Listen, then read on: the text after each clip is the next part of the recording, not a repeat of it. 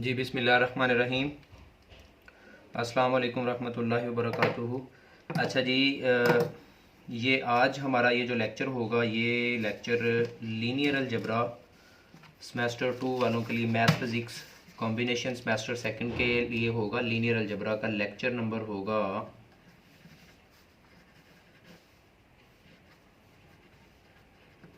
Linear algebra subject का, math physics वालों का लेक्चर नंबर ये है 4। लेक्चर नंबर 4 कुछ पेंडिंग लेक्चर हैं, किसी मसरूफियत की वजह से लेक्चर नहीं हो कंप्लीट कर पाया।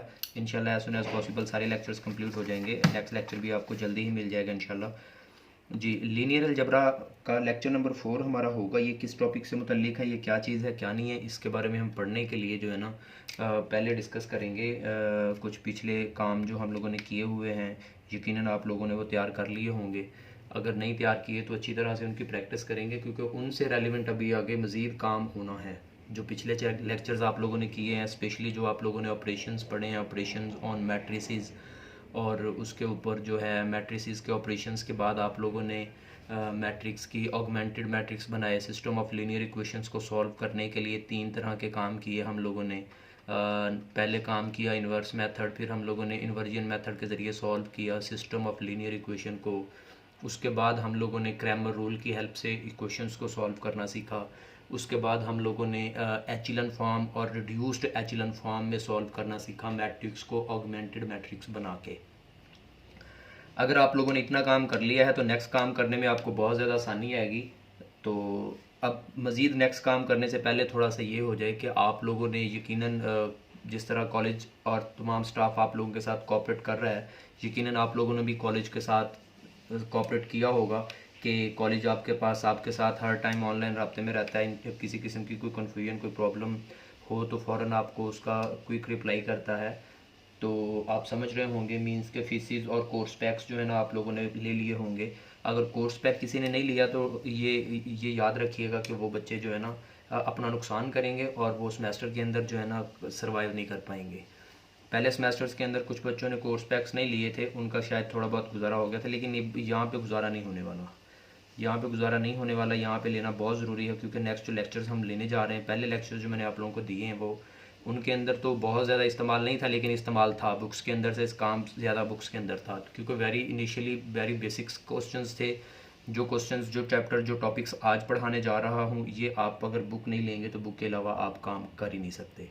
नंबर 2, आप लोगों ने फीसिस अगर सबमिट नहीं की तो as soon as possible fees submit कर दें। अदरवाइज़ हेड ऑफिस के अकॉर्डिंग बड़ी जो है ना बहुत सख्त किस्म की जो है ना आप लोगों के ऊपर रिस्ट्रिक्शंस लगाई गई हैं। स्ट्रिक्टली कहा गया हुआ है कि आप लोग अपनी फीसिस अगर सबमिट नहीं करते, पे नहीं करते, तो जो है ना आपको किसी भी किस्म का नुकसान उठाना पड़ सकता है। इससे पहले कि कोई परेशानी है, आप तमाम लोग अपनी अपनी फीसिस सबमिट करें। और अगर फीसिस सबमिट करने की कंडीशन में कोई नहीं है, किसी प्रॉब्लम में है, तो वो डायरेक्टली 1-to-1 कन्वर्सेशन करें अदारे के साथ, मैनेजमेंट ऑफिस के साथ, प्रिंसिपल सर के साथ। तो कॉपरेट जिस तरह पहले कर रहे हैं वैसे ही कॉपरेट करेंगे, लेकिन आपकी हर बंदे की जेन्युइन बात का और फीस का पता होना चाहिए कि क्या कब कैसे कैसे होगा। जी, इसके बाद वैसे भी कहते हैं कि do good have good, do respect have respect. अगर आपके लिए अदारा काम कर रहा है, डेफिनेटली बात है अदारा आपके लिए काम कर रहा है, तो आप अदारे के लिए काम नहीं करेंगे तो अदारा कब तक आपके साथ सर्वाइव करेगा? अदारा आपको नुकसान पहुंचाएगा अगर आप अदारे को फ़ीस नहीं पे कर रहे। तो आप माशाल्लाह खुद समझदार हैं, इस लेवल पे आए हुए हैं यहाँ पे, तो आप लोगों को कोऑपरेट करना, वैसे कहने की तो ज़रूरत ही नहीं पड़नी चाहिए। जब तक टाइम हो गया, आपको जब नज़र आ रहा है तमाम टीचर्स, तमाम स्टाफ मेंबर्स, अदारा हर वक्त आपके साथ है, आपको हर तरह की फैसिलिटेशन हर तरह से फैसिलिटेट कर रहा है, तो आप लोगों को चाहिए कि आप लोग जो है ना कहने की ज़रूरत ही ना पड़े, हर चीज़ टाइम से पहले जो है ना आप लोग अपनी कवर रखें।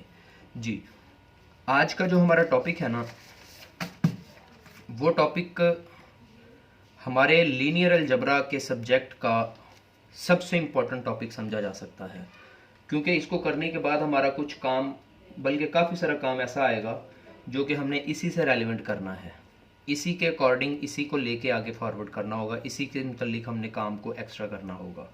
एक डेफिनेशन है, बहुत इंपॉर्टेंट टॉपिक है, बड़ा आसान भी है, इसको मुश्किल नहीं समझा जाता।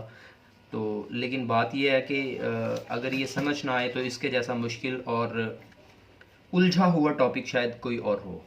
लेकिन अगर ये आप कोशिश करेंगे कॉन्सेप्ट्स के साथ स्टेप बाय स्टेप जिस तरह से मैं बात करूँगा, आप हर बात के साथ साथ रहेंगे, अगर आपको प्रॉपर हर चीज़ की समझ आती रहेगी तो मेरा ख्याल है इससे ज़्यादा आसान काम भी कोई नहीं है।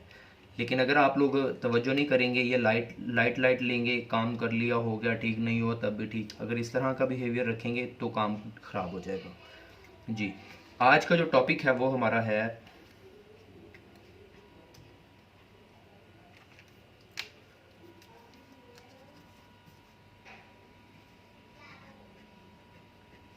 Vector space.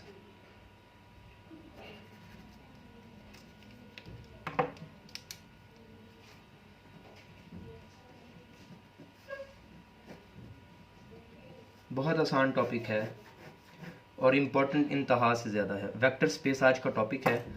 अगर कोशिश करेंगे तो जल्दी से समझ आ जाएगी, और अगर कोशिश नहीं करेंगे तो समझ नहीं आने वाली। बहुत आसान है, लेकिन अगर ना समझेंगे तो ये आपको परेशान करेगा।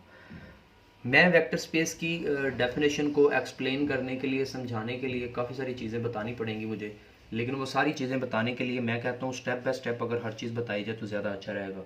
लेकिन वो स्टेप बाय स्टेप बताने के लिए मैं पहले डेफिनेशन इसकी लिख लेता हूँ। मैंने कहा डेफिनेशन लिखने के लिए सबसे पहले मैं कहता हूँ इसकी बाय लैंग्वेज में इसकी डेफिनेशन लिख लेता हूँ, कि स्टेटमेंट लिख लेते हैं इसकी। जो है ना, डेफिनेशन की स्टेटमेंट जो है वो कुछ यूँ हो सकती है। जी, लेट करें कि हमारे पास कोई f प्लस में और डॉट में बी अ फील्ड। मैं एक स्टेटमेंट लिख रहा हूँ, हर चीज़ को मैं एक्सप्लेन करूँगा। Let f plus dot means multiplication, be a field. ये कोई एक, अगर सपोज करें ये कोई एक फील्ड है, तो फिर मैं कहता हूँ फील्ड किस चीज़ की है। फील्ड का कोई एक नाम, फील्ड जो है ना, मैं वेक्टर स्पेस की फील्ड बनानी है तो मैं उसको नाम दे सकता हूँ v ऑफ f। ये वेक्टर स्पेस कहलाएगी, ठीक है। तो बी अ फील्ड। इसके साथ मैं एक बात कर सकता हूँ कि इसके साथ एलिमेंट्स होंगे ना, जो किसके एलिमेंट्स ऑफ f। ये जो फील्ड हमने बात की है, elements of f will be, बहुत इंपॉर्टेंट है, विल बी कॉल्ड स्केलर। यहां तक एक बात कंप्लीट हुई। एलिमेंट्स ऑफ f, देखिएगा किसी भी चीज को मिक्सअप नहीं करना। किसके एलिमेंट्स? f के। f क्या है? फील्ड क्या है? f क्या है? फील्ड है। फील्ड के एलिमेंट्स क्या कहलाएंगे? स्केलर्स कहलाएंगे। इसके बाद मैं कहता हूं एंड लेट, उसके बाद मैं कहता हूं एक और, एंड लेट। एक दफा फिर मैंने लेट किया, v, देखिएगा लेट v, जिसके नीचे छोटी सी लाइन लगा दी मैंने, v be a, let v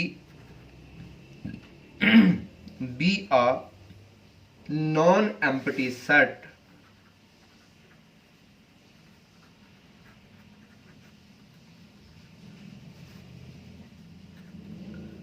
and the elements of V are called vectors। Mix नहीं कीजिएगा, दो चीज़ें हैं। एक f फील्ड है जिसके एलिमेंट्स वेक्टर स्केलर कहलाते हैं।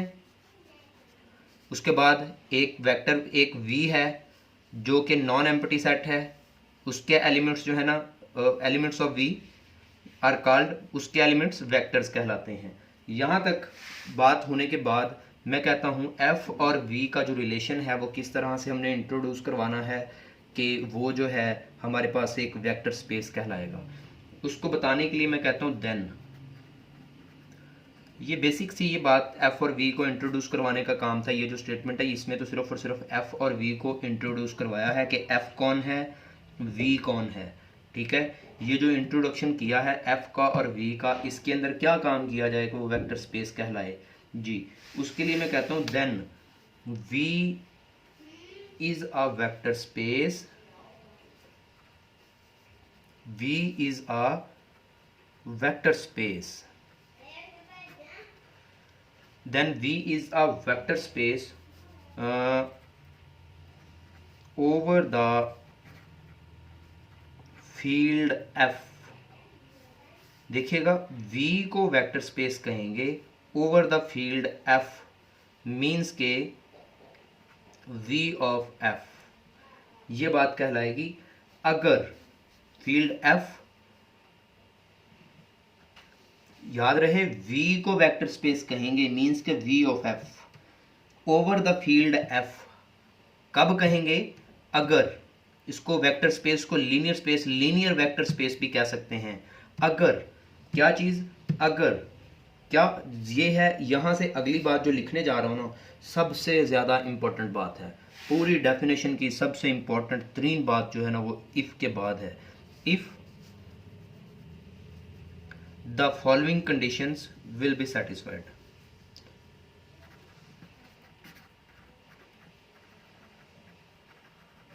the following conditions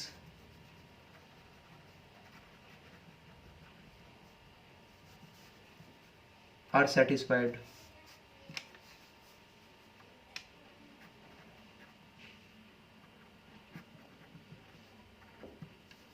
कौन सी कंडीशंस हैं? अब देखें जी, मैंने कहा ये बात हमारी डेफिनेशन कंप्लीट होने के लिए कंडीशंस लिखनी बाकी रह गई हैं। यहां तक मैंने कहा, मैंने दो बातों का इंट्रोडक्शन करवाया, एफ का और वी का। एफ क्या था? एक फील्ड था। वी क्या था? एक वेक्टर था। एफ के एलिमेंट्स स्केलर कहलाते हैं, वी जो हमने लिया है, वी के एलिमेंट्स जो है ना हमारे पास वेक्टर्स कहलाते हैं। मैं वी को वेक्टर स्पेस कह सकता हूं over the field F, means के वी ऑफ एफ। ये V ऑफ F लिखा हुआ है, इसका मतलब ये वेक्टर स्पेस लिखा हुआ है। अगर फॉलोइंग कंडीशंस आर सेटिस्फाइड, कितनी कंडीशंस हैं? ओनली 3 कंडीशंस हैं। सबसे पहली कंडीशन क्या है? 3 कंडीशन सेटिस्फाइड। पहली कंडीशन क्या है? Internal composition.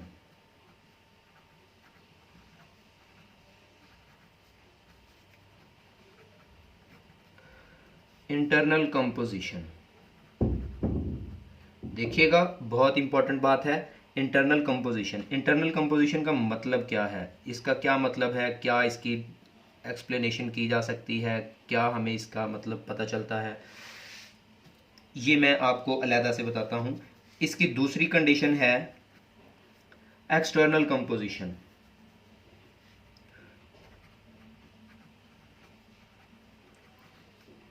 एक्सटर्नल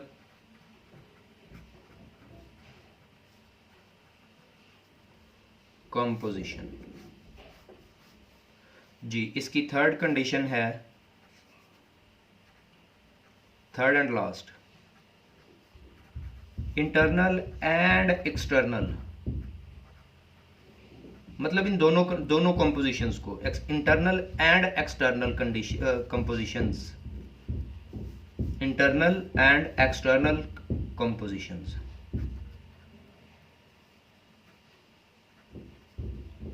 बहुत आसान है, मुश्किल नहीं है। अब बात यह है कि हमारा काम रह गया, अब ये हमारी फील्ड की जो है ना वेक्टर स्पेस की मुकम्मल एक्सप्लेनेशन इसकी रह गई बाकी। ये है हमारे पास वेक्टर स्पेस की डेफिनेशन, ठीक है। अब वेक्टर स्पेस की डेफिनेशन को मैं क्लियर करने के लिए थोड़ा सा बताना चाहूँगा क्या क्या चीज़ हमारे पास जो है ना ज़रूरी होगी, जिस बात का पता लगाना ज़रूरी है कि जिसके बगैर हमारा गुजारा नहीं होगा। सबसे पहली बात, हमारे पास फील्ड किसे कहते हैं, नंबर 1। उसके बाद नंबर 2 पे आ जाएगा इंटरनल कंपोजिशन किसे कहते हैं। नंबर 2 पे कौन आ जाएगा? इंटरनल कंपोजिशन किसे कहते हैं। नंबर 3 पे आ जाएगा एक्सटर्नल कंपोजिशन किसे कहते हैं। अगर इन 3 बातों का पता चल गया तो समझ लो कि आपकी डेफिनेशन क्लियर हो गई। पूरी डेफिनेशन के अंदर ये 3 बातें हैं। वैसे फील्ड का ताल्लुक इतना ज़्यादा इन बातों के साथ नहीं है, डेफिनेशन के साथ नहीं है, लेकिन कॉन्सेप्ट क्लियर होने के लिए आपको फील्ड का पता होना चाहिए जी। फील्ड का पता होना ज़रूरी है। फील्ड क्या चीज़ होती है, फील्ड को मैं एक्सप्लेन करूँगा। सबसे पहले फील्ड को एक्सप्लेन करने के लिए मैं बहुत आसान सी बात होगी, मुश्किल नहीं है फील्ड को एक्सप्लेन करना। सबसे पहले मैं जिक्र करूंगा फील्ड का।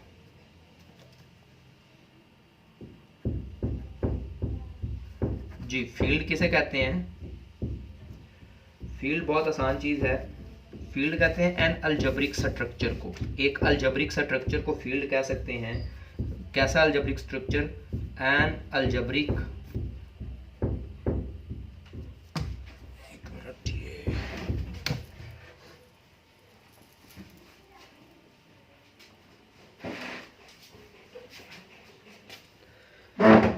जी, an algebraic structure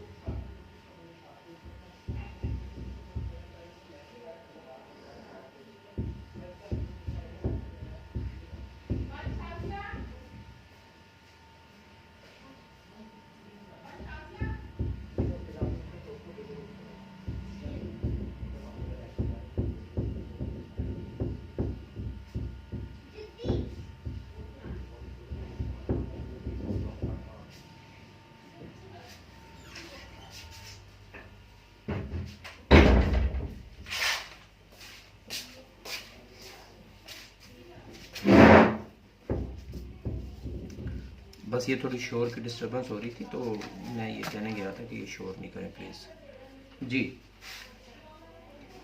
an algebraic structure, structure के अंदर कैसा स्ट्रक्चर अलजेब्रिक स्ट्रक्चर होगा? स्ट्रक्चर कुछ इस तरह का हो सकता है।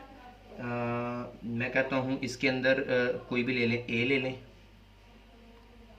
प्लस का ऑपरेशन ले लें और डॉट का ऑपरेशन ले लें। सपोज मैंने कहा एक अलजेब्रिक स्ट्रक्चर है जिसके अंदर प्लस और मल्टीप्लिकेशन का की जो बात की जाएगी, ये दो ऑपरेशंस किए जाएंगे और जो एलिमेंट्स होंगे वो कोई भी मिलेंगे, इनके अंदर ही मिलेंगे। जी, इस कॉल्ड, मैं इसको कह सकता हूँ कि ये कहलाएंगे कि फील्ड हैं, इज कॉल्ड फील्ड। इफ ये फील्ड कहलाएंगे। फील्ड कैसे कहलाएंगे? फील्ड कहलाएंगे अगर इसके ऊपर तीन बातें पूरी हो रही हों। कौन कौन सी? पहली बात, जो ए हम लोगों ने लिया है वो ए और उसके साथ प्लस का operation is abelian group. Abelian group के बारे में आप लोगों को पता तो होगा वैसे।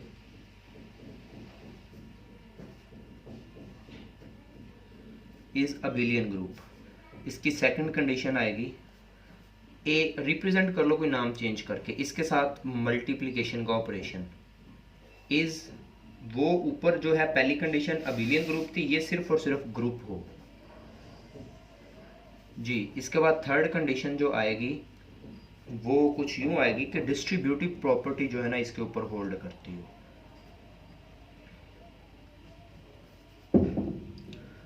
Distributive property. जी, अब ये तीन कंडीशंस जिसके ऊपर फुलफिल हो रही हो, जिस अलजेब्रिक स्ट्रक्चर के ऊपर पूरी हो रही हो, उस अलजेब्रिक स्ट्रक्चर को हम फील्ड कहते हैं।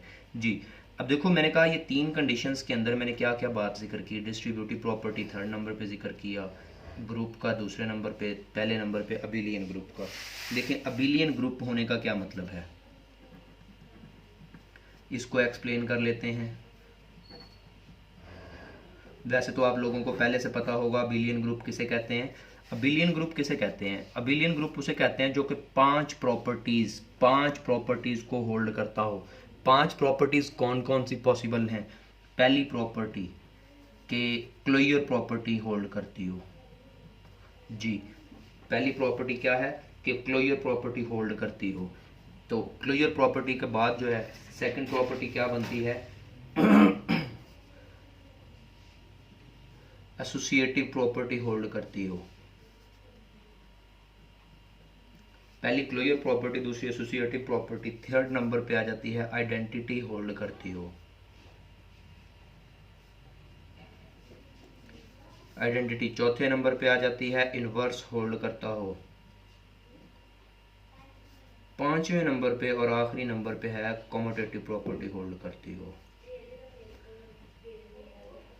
आप लोगों को यकीनन पहले पढ़ा हुआ होगा, आप लोगों को याद भी होगा, ये 5 कंडीशंस जहाँ पे फुलफिल हो रही हो तो उसको अबिलियन ग्रुप कहते हैं जी। उसके बाद मैंने सेकंड नंबर पे लिखा है ग्रुप। ये क्या होता है, ये क्या होता है, ये क्या, ये क्या, ये क्या, इसकी मजीद एक दफ़ा और भी हमें ज़रूरत पड़ेगी डिस्कस करने की, फिर डिस्कस करूँगा तो पता चल जाएगा इसका फर्दर जी। उसके बाद ग्रुप क्या होता है, ग्रुप को एक्सप्लेन करने के लिए मैं कहता हूँ कि आपके पास 4 कंडीशंस पूरी हो रही हो, पहली 4 कंडीशंस, ये 5वीं कॉमोटेटिव वाली ना हो तो ये ग्रुप हो जाता है। पहली, दूसरी, तीसरी और ये चौथी, पहली 4 कंडीशंस पूरी हो रही हो तो इसको ग्रुप कहते हैं। ये 5वीं कंडीशन ना हो, 4 कंडीशंस के पूरे होने को हम ग्रुप का नाम देते हैं। डिस्ट्रीब्यूटिव प्रॉपर्टी का आपको पता है कि वो सिंपल है डिस्ट्रीब्यूटिव, कोई एक बात साइड से अंदर दोनों के बाद डिस्ट्रीब्यूट हो जाए तो जी। अब ये था फील्ड के बारे में इंट्रोडक्शन। फील्ड हम कहते हैं एक अलजेब्रिक स्ट्रक्चर को ए। अब देखो ए जो है ये ए कुछ भी हो सकता है, ए लिखा है ना, ए के साथ प्लस का ऑपरेशन और डॉट का ऑपरेशन, मतलब कि ए के अंदर जो एलिमेंट्स होंगे उनके ऊपर प्लस करें या मल्टीप्लिकेशन वाले ऑपरेशंस करें तो ये प्लस करने के साथ बिलियन ग्रुप होल्ड करता हो, मल्टीप्लिकेशन करने के साथ जो है ना वो सिर्फ ग्रुप बनता हो, ठीक है। तो ए की जगह पे हमारे पास कुछ भी और आ सकता है। मिसाल के तौर पे रैशनल नंबर्स आ सकते हैं क्यू, इरेशनल नंबर्स आ सकते हैं क्यू प्राइम, और रियल नंबर्स आ सकते हैं, इंटीजर्स आ सकते हैं, natural numbers, whole numbers, prime numbers, composite, मतलब कुछ भी आ सकते हैं, मतलब जो भी बात, इंटीजर्स आ सकते हैं, ठीक है, कुछ भी इंटीजर्स ऑलरेडी हो चुका है जी। जो चीज़ें आएंगी वो उन्हीं के अकॉर्डिंग ये बातें पूरी होंगी तो वो फील्ड बनेगा, अदर ये कंडीशंस पूरी नहीं होंगी तीनों तो फील्ड नहीं होगा जी। यकीनन आपको फील्ड की समझ तो आ गई होगी। अब हम दोबारा फिर से वेक्टर स्पेस की तरफ जाएंगे। लेट फील्ड, देखें जी, लेट ये एक हमारे पास हम लोगों ने इस बात को कहा कि ये कोई एक फील्ड है, ठीक है। Field elements of F will be called scalar जी। इसके अंदर ये जो एफ फील्ड हम लोगों ने इंट्रोड्यूस करवाई है उसके एलिमेंट्स को स्केलर कहते हैं। And let V be a non empty set, और उसके बाद फिर हमने लेट किया कि वी कोई एक नॉन एम्प्टी सेट है और वी के एलिमेंट्स जो होंगे वो वेक्टर कहलाएंगे। ये था इंट्रोडक्शन दो बातों का, एफ का और वी का। एफ फील्ड था, वी वेक्टर था, ठीक है, एक नॉन एम्प्टी सेट था, वेक्टर्स हैं वो स्केलर्स हैं जी। फिर क्या चीज़, वी को जो वेक्टर्स थे वेक्टर स्पेस कह सकते हैं अगर ओवर द फील्ड एफ, अगर 3 कंडीशंस पूरी हो रही हैं। पहली इंटरनल कंपोजिशन, दूसरी एक्सटर्नल कंपोजिशन, थर्ड है इंटरनल एंड एक्सटर्नल कंपोजिशन।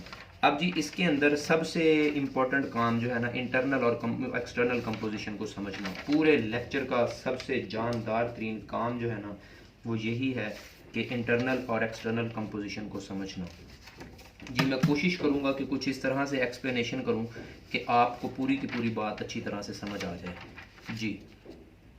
अब इसके अंदर सबसे पहले मैं लिख रहा हूं internal composition.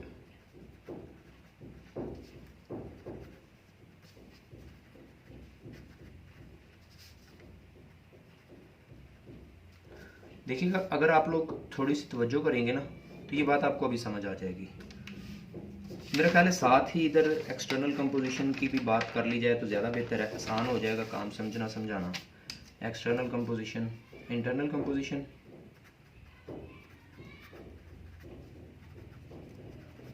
External composition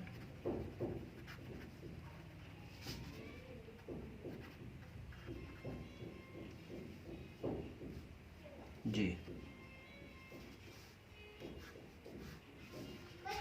internal composition जो है वो हमारे पास वेक्टर स्पेस का एडिशन का हिस्सा होता है। वेक्टर एडिशन का, वेक्टर्स का जो एडिशन का हिस्सा होता है, इसका मतलब इसके साथ वी वेक्टर के साथ एडिशन वाला काम लगेगा।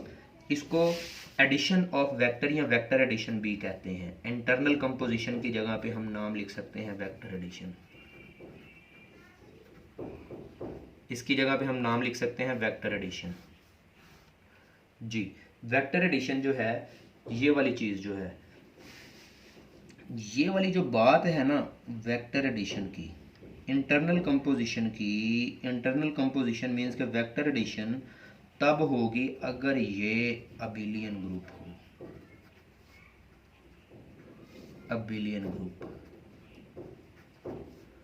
अब देखना है कि हम इसको अबिलियन कैसे बनाएंगे। पहले इंटरनल कंपोजिशन का मतलब समझेंगे, फिर मैं कहूँगा कि हम एक अबिलियन ग्रुप लेंगे। इंटरनल कंपोजिशन का मतलब समझने के लिए, अबिलियन ग्रुप को समझने के लिए बहुत सारे आसान से आसान काम है, क्वेश्चंस मैं आपको बताऊंगा अभी अभी जी।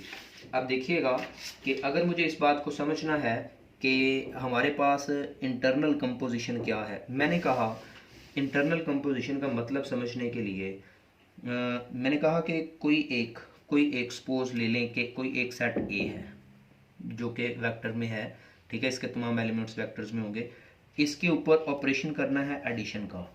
तो मैंने कहा सपोज ए जो सेट है, नॉन एम्प्टी सेट है, इसके कोई से दो एलिमेंट्स ले लें, कोई से दो एलिमेंट्स ले लें। सपोज मैं कहता हूं अल्हम्दुलिल्लाह, मैं कहता हूं अल्फा और बीटा, कोई से दो एलिमेंट्स ले लें जो ए के अंदर से ही हों, उनके ऊपर काम क्या करें, एडिशन का। अगर ए के दो एलिमेंट्स हों, उनके ऊपर काम करें एडिशन का, तो उनका जो जवाब मिले, कोई भी जवाब, गामा मैं कहता हूं कि कोई उसका जवाब गामा ले लिया, अगर अल्फा और बीटा को जमा करने से जो जवाब गामा मिला, वो भी जो रिजल्ट है वो भी ए के अंदर लाई करे, तो फिर मैं इसको कहूंगा addition is a internal composition. क्या चीज, ये वाली एडिशन, क्या चीज, addition is a internal composition.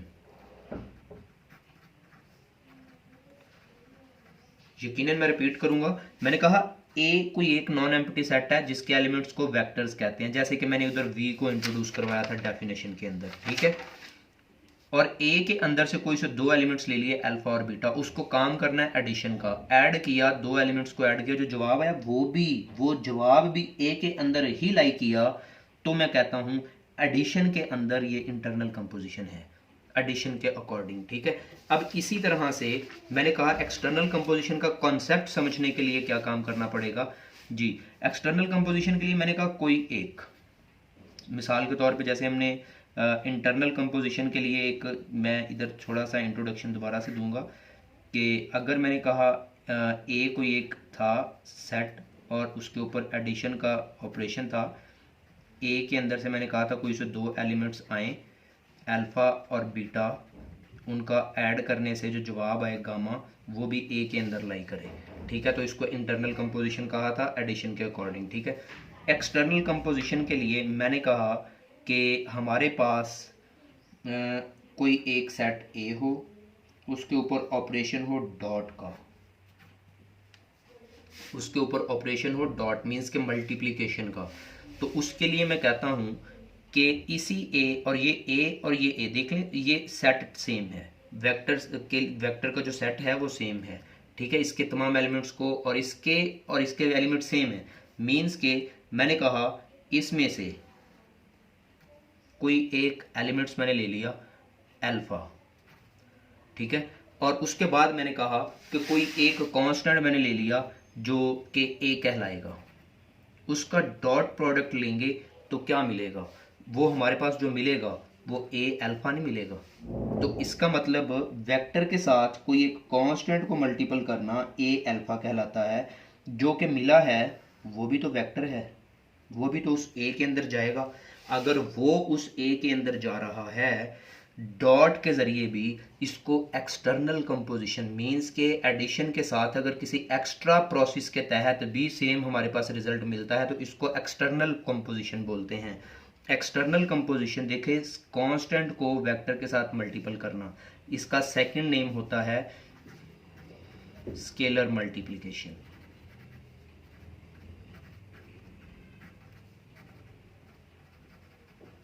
मैं अगेन रिपीट करूंगा जी। मैंने कहा मैंने कोई एक कांस्टेंट ए लिया, अल्फा को उसके साथ डॉट प्रोडक्ट में लिया, अल्फा कहाँ से, ए से लिया था, तो उसका जवाब जो ए अल्फा आया वो भी एक वेक्टर मिला उसी सेट ए के अंदर से, तो मैं कहता हूँ इसको एक्सटर्नल कंपोजिशन कहते हैं। कांस्टेंट को वेक्टर के साथ मल्टीपल करने का नाम मीन्स का स्केलर मल्टीप्लिकेशन। जैसे इंटरनल कंपोजिशन को वेक्टर एडिशन कहते हैं, स्केलर मल्टीप्लिकेशन कहते हैं एक्सटर्नल कंपोजिशन। अब देखें इन शॉर्ट मैंने जो डेफिनेशन आप लोगों को करवाई है कि वेक्टर स्पेस कहलाएगी V is a vector space over the field f v of f if following conditions means के internal composition, इसकी जगह पे मैं लिख सकता हूँ satisfies if vector addition, ठीक है, scalar multiplication, vector addition and scalar multiplication, ये भी लिख सकते हैं, ठीक है जी। अब बात यह है कि इंटरनल कंपोजिशन मैंने कहा ये तब बात होगी अगर ये अबिलियन होगी, ठीक है। अबिलियन होने के लिए क्या क्या काम करना पड़ेगा हमें? अबिलियन होने के लिए हमें कुछ ज़्यादा काम नहीं करना पड़ेगा, बहुत आसान सा है। अबिलियन ग्रुप के लिए मैंने अभी भी आपको बात बता दी, अबिलियन ग्रुप कैसे बनता है। उसके ऊपर 5 प्रॉपर्टीज़ होल्ड करती हैं। पहली प्रॉपर्टी क्या है कि वो जो है ना क्लोयर होनी चाहिए।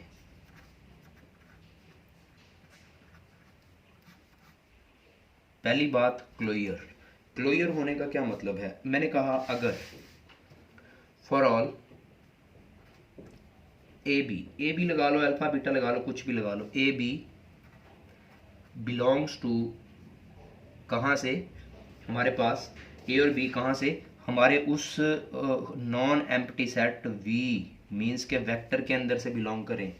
तो अगर ए भी वी के अंदर से हो, बी भी वी के अंदर से हो, तो उनको जमा करें, देन उनको जमा करें तो जो रिजल्ट आए वो भी वी के अंदर से आए, तो इसको कहते हैं क्लोयर प्रॉपर्टी जी। नंबर 2 पे क्या है?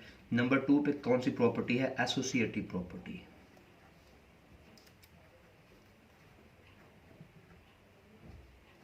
एसोसिएटिव प्रॉपर्टी जी। एसोसिएटिव प्रॉपर्टी कौन सी प्रॉपर्टी होती है? इसके लिए 3 वर्ड्स डिफाइन करवाने पड़ते हैं। कौन कौन से? फॉर ऑल ए बी और कोई से सी, जिनका ताल्लुक हमारे पास उसी वेक्टर वी से हो जी, उसी वेक्टर वी से है। तो फिर मैं कहता हूँ कि इसके लिए डिफाइनिंग के लिए खूबसूरत words A B C addition की शक्ल में, और दोबारा से फिर वही बात A plus B plus C, लेकिन इनके ऑर्डर चेंज हों। पहले इधर से ये वाला ऑर्डर हो तो उधर से ये वाला ऑर्डर हो, तो ये आंसर सेम आएगा। तो इसको कहते हैं क्लोजर प्रॉपर्टी जी। नंबर 3 पे कौन सी प्रॉपर्टी आती है जी? नंबर 3 पे बात जो आएगी वो आइडेंटिटी आएगी। देखिए ये बहुत सिंपल प्रॉपर्टीज़ हैं, आप लोगों ने ये पहले छोटी क्लासेस में भी की हुई हैं। आइडेंटिटी किसे कहते हैं? मैं इसके लिए कहता हूँ there exist an element. There exist को यूं भी लिख सकते हैं, there exist an element. Element क्या एग्जिस्ट करवाना है मैंने? तो 0, जिसका ताल्लुक भी वी से है। और उसके बाद मैं कहता हूँ फॉर ऑल कोई एक एलिमेंट ए ले लेता हूँ जिसका ताल्लुक भी हमारे पास वेक्टर v के साथ है। तो हमारे पास अगर ये v वेक्टर्स के साथ ये चीज़ें हैं, तो मैं कहता हूँ आइडेंटिटी का क्या मतलब है? मैंने कहा कि 0 जो इंट्रोड्यूस करवाया है कि वो a के अंदर, मैंने कहा जो a एलिमेंट v वेक्टर से हम लोगों ने इंट्रोड्यूस करवाया था, तो a के अंदर मैं ऐड करूँ उस 0 को, जवाब a मिलेगा। या फिर 0 को ऐड कर दूँ उसी a के अंदर, तो जवाब तब भी ए ही मिलेगा। इसका मतलब 0 को किसी भी एलिमेंट्स में ऐड करने से कोई फर्क नहीं पड़ता, एलिमेंट्स चाहे वेक्टर क्यों ना हो, ठीक है। अब उसके बाद चौथे नंबर पे कौन आएगा? चौथे नंबर पे आएगा इनवर्स।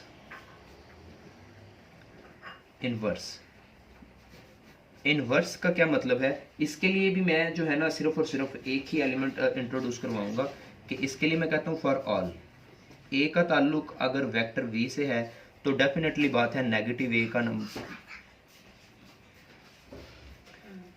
ए का ताल्लुक भी उसी वेक्टर v के साथ होगा। तो उसके लिए मैं क्या कह सकता हूँ? a के अंदर प्लस कर दें -a को, जवाब 0 आएगा। या फिर -a के अंदर प्लस कर दें a को, तो जवाब तब भी 0 आएगा। इसको कहते हैं इनवर्स जी। ये बहुत आसान काम है। 5वीं प्रॉपर्टी बहुत आसान है। क्या है जी? कम्यूटेटिव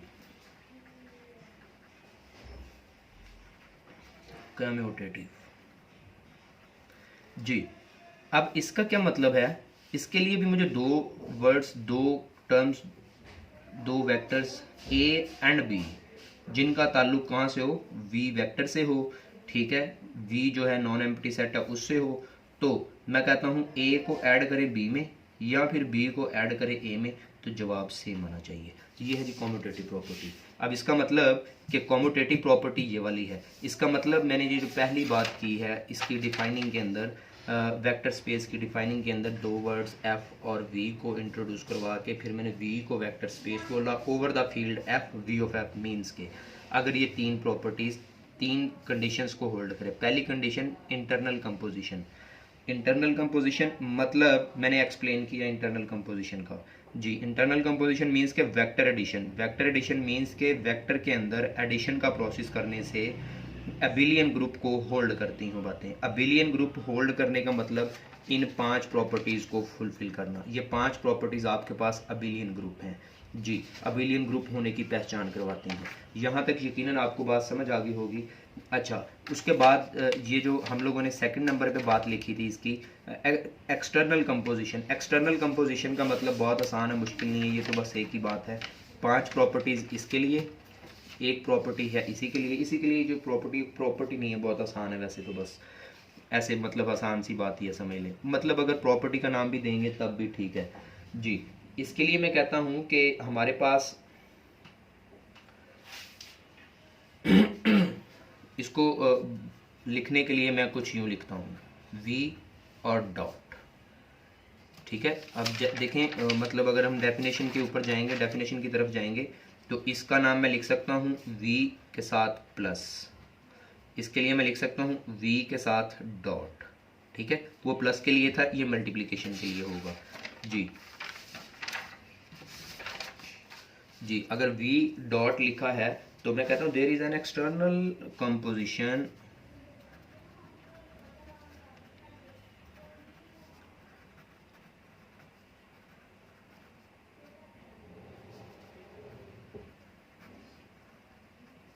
देखिए ये बहुत इंपॉर्टेंट है, इसका कॉन्सेप्ट क्लियर नहीं होगा तो काम आगे नहीं चल पाएगा।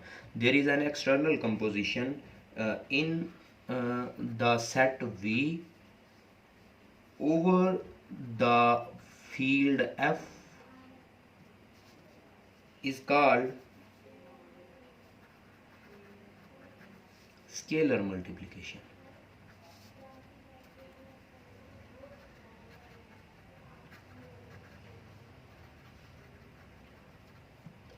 जो स्केलर मल्टीप्लिकेशन कहते हैं कि there is an external composition in vector V over the field F is called scalar multiplication.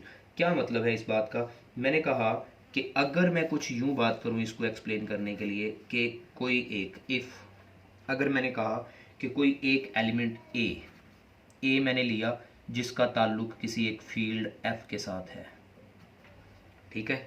उसके बाद मैंने कहा कि कोई मैंने ए अल्फ़ा ले लिया कोई जिसका ताल्लुक वेक्टर V से है, देन मैंने कहा ए को मल्टीप्लाई करेंगे अल्फ़ा के साथ, तो जो जवाब आएगा ए अल्फ़ा आएगा। जो जवाब आया है वो भी तो हमारे पास जो है जवाब आया है वो भी तो हमारे पास V के अंदर ही होल्ड करता है, वेक्टर है, ठीक है। तो बेशक ये स्केलर मल्टीप्लिकेशन के बाद मिला लेकिन वो वेक्टर है, ठीक है। इस बात को कहते हैं एक्सटर्नल कंपोजिशन या स्केलर मल्टीप्लिकेशन। सिर्फ एक काम है ये, ठीक है। इसके बाद हमारे पास क्या काम बनेगा? इसके बाद हमारे पास property number 3, condition number 3, internal and external composition. इस बात को मैं लिख सकता हूँ vector addition and scalar multiplication, ठीक है। वेक्टर एडिशन एंड स्केलर, क्योंकि इंटरनल कंपोजिशन का मतलब था वेक्टर एडिशन, एक्सटर्नल कंपोजिशन का मतलब था स्केलर मल्टीप्लिकेशन। मैं इसका नाम लिख सकता हूँ वेक्टर एडिशन एंड सेम इसका नाम स्केलर मल्टीप्लिकेशन जी। यकीनन आपको बात समझ आ रही होगी अच्छी तरह से। अगर कोई प्रॉब्लम आएगा कहीं से तो पूछ सकते हैं आप जी। Vector addition and scalar multiplication, internal का नाम वेक्टर एडिशन, एक्सटर्नल का नाम स्केलर मल्टीप्लिकेशन है। अब इसके मतलब क्या क्या बात की जा सकती है, क्या क्या बातें हो सकती हैं, पॉसिबल हैं, वो डिस्कस करेंगे। बहुत इंपॉर्टेंट हैं ये वाली बातें वैसे तो उनको हम डिस्कस करेंगे इंशाल्लाह अभी। तो ये थर्ड बात, इसके लिए मैं कहता हूँ कि 4 कंडीशंस हैं। ये 3 प्रॉपर्टीज़ जो है, कंडीशन नंबर 3 है ना, इसको पूरा करने के लिए 4 बातें पूरी करनी होती हैं। पहली बात ये है कि हमारे पास सपोज मैंने कहा कि कोई अगर हमारे पास कोई एक कांस्टेंट है, तो कोई से दो अल्फ़ा प्लस बीटा, कोई से दो हमारे पास फील्ड वेक्टर के अंदर से लिए जाते हैं, तो ये अंदर ए दोनों के साथ ए अल्फ़ा प्लस ए बीटा दोनों के साथ अटैच हो जाता है। इसके अंदर क्या है, ए कौन था, ए का ताल्लुक किसके साथ था, फील्ड के साथ था, और अल्फ़ा और बीटा का ताल्लुक किसके साथ था, जो था वो हमारे पास वी के साथ था। इन दोनों के लिए फॉर ऑल का वर्ड यूज़ करेंगे, for all A belongs to F, for all alpha beta belongs to V. जी, ये थी पहली बात। अब उसके बाद आ जाते हैं हम सेकंड बात पे। सेकंड बात क्या है, पहली बात आपको यकीनन समझ आ गई होगी। सेकंड बात जो है, मैंने कहा अब पहले मैंने लिए थे दो एलिमेंट्स वेक्टर वी के अंदर से, अब मैं कहता हूँ मैं दो एलिमेंट कहीं जो है ना फील्ड के अंदर से ले लूँगा। मीन्स के ए प्लस बी ले लेता हूँ फील्ड के अंदर से, और वी के अंदर से कोई एक ले लेता हूँ अल्फ़ा। तो ये दोनों ए जो है दोनों के साथ डिस्ट्रीब्यूट हो जाएगा, ए अल्फ़ा प्लस बी अल्फ़ा। तो इसके अंदर क्या है, जो हर वैल्यू होगी ए की और बी की, उसका ताल्लुक फील्ड के साथ होगा, और जो एक एलिमेंट लिया है अल्फ़ा, अल्फ़ा की हर वैल्यू जो है उसका ताल्लुक किससे होगा, vector V V non empty set के साथ होगा। इसकी थर्ड कंडीशन क्या है, बहुत इंपॉर्टेंट और बहुत आसान सी बातें हैं ये सारी की सारी, आप लोगों ने ऑलरेडी की होंगी। जी, अगर मैं फिर से कहता हूँ कोई से दो ए डॉट बी, कोई से दो कांस्टेंट लेता हूँ, कहाँ से, फील्ड के अंदर से, और पहले मैंने एडिशन की शक्ल में लिया, मल्टीप्लिकेशन की शक्ल में ले रहा हूँ। अगर मैं मल्टीप्लिकेशन की शक्ल में लेके अल्फ़ा को एक मल्टीपल करता हूँ, तो ये एसोसिएटिविटी कहलाती है, ये वाली प्रॉपर्टी। वैसे तो ए एज इट रह जाएगा, तो ब्रैकेट के साथ बी अल्फ़ा हो जाएगा। इसको एसोसिएटिविटी भी कहते हैं, एसोसिएटिव प्रॉपर्टी किस तरह है, पहले दो के साथ डॉट है तो इधर इन दोनों के साथ डॉट है, ठीक है। तो इसके अंदर जो है हर value, for all values of A and B, कहाँ से ताल्लुक है इनका, हमारे फील्ड एफ के साथ है, और उसके बाद जो हर वैल्यू हमने अल्फ़ा की ली है वो अल्फ़ा कहाँ से है, वेक्टर वी से है, ठीक है। अब चौथी प्रॉपर्टी जो है वो क्या कहलाती है, वो हमारे पास जो चौथी प्रॉपर्टी है वो बहुत आसान है। मैंने कहा कोई एक कांस्टेंट वन ले लें और उसके साथ अल्फ़ा ले लें, तो इसका जवाब वन को डॉट मल्टीपल करेंगे, मीन्स के डॉट मीन्स मल्टीपल करेंगे अल्फ़ा के साथ, तो जवाब अल्फ़ा आएगा। इसके अंदर मैं कहता हूँ जो वन है उसका ताल्लुक हमारे फील्ड के साथ है, और जो अल्फ़ा है उसका ताल्लुक वी वेक्टर से है। तो ये चार प्रॉपर्टीज़ का होल्ड करना जो है हमारे पास जो है ना कहलाता है इंटरनल एंड एक्सटर्नल कंपोजिशन। इसके अंदर देख लें एडिशन और मल्टीप्लिकेशन का जिक्र आया है हर जगह पे, ठीक है। एडिशन और मल्टीप्लिकेशन के कंपोजिशन है, ये कंपोज हो रही है, ये एसोसिएटिविटी है, ये वन के साथ मल्टीपल हो रहा है जी। ये चार, ये देखें चार प्रॉपर्टीज थर्ड कंडीशन के साथ, एक प्रॉपर्टी इसके साथ, पांच इसके साथ, पांच एक 6 और 4 10, 10 प्रॉपर्टीज फुलफिल हों, 10 कंडीशंस का सेटिस्फाइड होना वेक्टर स्पेस को कंप्लीट करवाता है। देखें आज के पूरे लेक्चर के अंदर हम लोगों ने सिर्फ और सिर्फ एक बात सीखी है, जो क्या सीखी है, वेक्टर स्पेस। वेक्टर स्पेस की वैसे बेसिकली तौर पे जो डेफिनेशन है वो जस्ट इतनी है, ठीक है, इतनी है। इतनी डेफिनेशन के अंदर वर्ड्स की सिलेक्शन, वर्ड्स की आइट्रेशन, वर्ड्स के चुनाव बहुत इंपॉर्टेंट है। मैंने कहा इसको फील्ड कहा, फील्ड का नाम एफ लिया, एफ जो था वो स्केलर एलिमेंट्स वाला था। उसके बाद मैंने कहा मैंने एक वी जो नॉन एम्प्टी सेट लिया जो कि वेक्टर्स कहलाएगा, उसके जितने भी एलिमेंट्स हैं सब वेक्टर्स होंगे, यहाँ पे स्केलर्स और यहाँ पे वेक्टर्स। वी जो वेक्टर्स थे उसको वेक्टर स्पेस कहेंगे अगर ओवर द फील्ड एफ कहेंगे, वी को vector space over the field F कह सकते हैं, मीन्स के वी ऑफ एफ। अगर कौन सी कंडीशन, ये तीन, internal external, internal and external जी। इंटरनल कंपोजिशन को हम लोगों ने वेक्टर एडिशन का नाम दिया, एक्सटर्नल कंपोजिशन को स्केलर मल्टीप्लिकेशन का नाम दिया, इसको vector addition and scalar multiplication दोनों का नाम दिया। जैसे मैंने इसके लिए वी के साथ प्लस, वी के साथ डॉट लगाया, इस थर्ड के साथ मैं लगा सकता हूँ वी के साथ प्लस के साथ डॉट, ये तीनों नाम लगा सकते हो क्योंकि इसके अंदर दोनों बातों का जिक्र है, एडिशन का भी स्केलर मल्टीप्लिकेशन का भी। अगर आप लोग इसको तैयार नहीं करेंगे अच्छी तरह से तो काम करना मुश्किल हो जाएगा। ये आपके जिम्मे है काम, ये आप काम करेंगे जी। इसके साथ आपको अगर कोई क्वेश्चन लिखवा दिया जाए तो कोशिश कर सकते हैं कि आप करें। आप इसके मतलब क्वेश्चन अगर आ जाता है चेक करें कि कोई जो है ना वेक्टर स्पेस है या नहीं है। कोई क्वेश्चन आ जाए कि कोई एक जो रकम दी हुई है वेक्टर एडिशन के तहत और स्केलर मल्टीप्लिकेशन के तहत क्या वो जो है वेक्टर स्पेस है या नहीं है। वेक्टर स्पेस चेक करने के लिए आपको 10 प्रॉपर्टीज़ को फुलफ़िल करना है। 10 प्रॉपर्टीज़ को फुलफ़िल करने के लिए आपको पता होना चाहिए कि क्या क्या काम करने हैं। वो मैंने अभी जो एक्सप्लेन की हैं वही बातें हैं जी। इससे रेलिवेंट क्वेश्चंस जो हैं इंशाल्लाह नेक्स्ट लेक्चर के अंदर एक दो क्वेश्चंस भी आपको बता दूंगा, एग्जांपल्स जो मींस के कहलाएंगे, ठीक है। लेकिन इसकी डेफिनेशन जो है वो आप लोगों को लाजमी करनी है। नेक्स्ट लेक्चर के अंदर इंशाल्लाह हम लोग पढ़ेंगे Gauss Jordan method, Gauss elimination method, और उसके साथ जो है ना प्रॉपर्टीज़ डिटर्मिनेंट्स की रहती हैं हमारी कुछ चीज़ें और हैं छोटी छोटी सी ऑपरेशंस के अंदर, ये चीज़ें डिस्कस करेंगे इंशाल्लाह। बहुत शुक्रिया, जज़ाकल्लाह। इसको काम को तसल्ली से टाइम पे कीजिएगा। अल्लाह हाफिज़।